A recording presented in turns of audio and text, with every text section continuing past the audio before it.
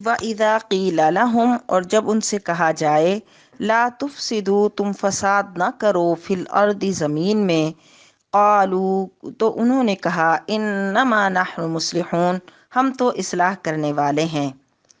منافقین کا فساد یہ تھا کہ وہ کفار سے تعاون کر کے مسلمانوں کے راز ان پر ظاہر کر کے فتنوں کو جگاتے تھے اور زمین پر اللہ کی نافرمانی کرتے تھے اور شریعت کے ساتھ استہزاء کرتے تھے۔ چونکہ منافقین کے دلوں میں بیماری تھی، اس لیے وہ اپنے فساد کو اصلاح خیال کرتے تھے۔ قالوا انما نحن مصلحون، کہتے تھے ہم تو اصلاح کرنے والے ہیں۔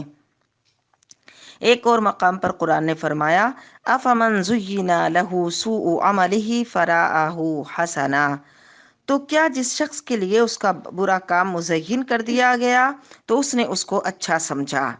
تو منافقین کا مقصد یہ تھا کہ ہم تو فساد کرنے سے بہت دور ہیں۔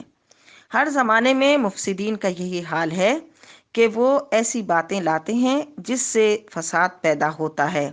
کبھی وہ توحید کے نام پر انبیاء علیہ السلام اور اولیاء کرام کی شان اور عظمت کو کم کرتے ہیں، کبھی حضور اقدس صلی اللہ علیہ وسلم کے فضائل اور سیرت کو بیان کرنے سے روکتے ہیں، کبھی عبادتوں پر قدغن لگاتے ہیں۔ الا انہم هم المفسدون، سنو بے شک یہی لوگ فساد کرنے والے ہیں، ولکن لا یشعرون، لیکن انہیں ان کا شعور نہیں۔ وَإِذَا قِيلَ لَهُمْ آمِنُوا، جب ان سے کہا جائے کہ ایمان لاؤ، کما آمن الناس، جس طرح اور لوگ ایمان لائیں، قالوا، تو وہ کہتے ہیں، انؤمن کما آمن السفہاء، کیا ہم ان کی طرح ایمان لائیں جو بے وقوف ہیں؟ حضرت ابن عباس رضی اللہ تعالیٰ عنہما سے روایت ہے کہ جس طرح اور لوگ ایمان لائے، اس سے مراد صحابہ کرام علیہم الرضوان ہیں، اور منافقین نے جو کہا کہ جس طرح بے وقوف ایمان لائے، اس سے مراد اصحاب محمد صلی اللہ علیہ وسلم ہے۔ حضرت ابن مسعود رضی اللہ تعالیٰ عنہ سے بھی یہ مروی ہے۔ اللہ فرماتا ہے، سنو، الا انہم هم السفہاء، سنو یہی لوگ بے وقوف ہیں، ولکن لا یعلمون، لیکن وہ نہیں جانتے۔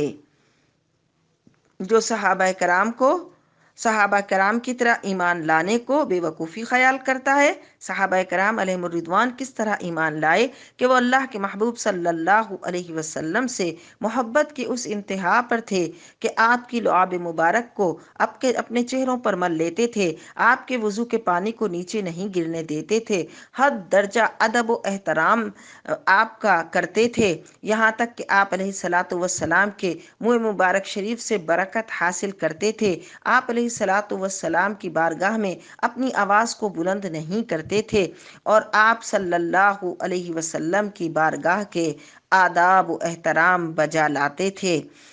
تو کہا گیا کہ اس طرح ایمان لاؤ جس طرح صحابہ ایمان لائے، تو انہوں نے کہا ہم ان کی طرح ایمان لائیں جو بے وقوف ہیں۔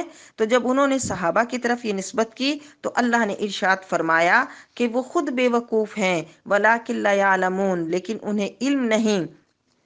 انہوں نے ایک دفعہ صحابہ کو ایسا کہا، اللہ نے قرآن مجید کی آیتیں نازل فرما دی، تو پتہ چلا کہ قرآن قیامت تک پڑھا جاتا رہے گا اور کہا جاتا رہے گا کہ جنہوں نے صحابہ کی طرف یہ نسبت لگائی وہ خود اس میں مبتلا ہیں۔